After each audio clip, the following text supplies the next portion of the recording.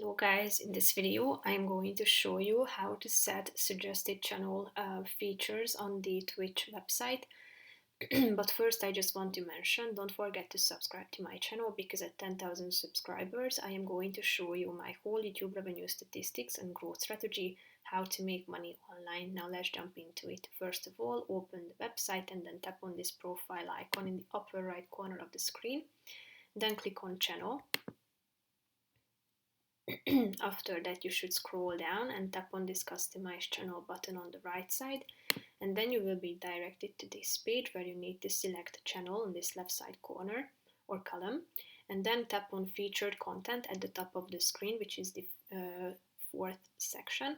Here you can find the suggested channels section where you can turn on this feature, meaning that the website will feature channels from your suggested channels when you're offline, so tap on this button to turn it on.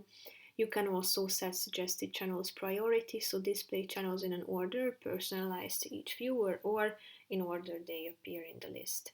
Here you can also manage your suggested channels by searching for them in the search bar. So that's pretty much it for this video, guys. See you in the next one. Bye bye.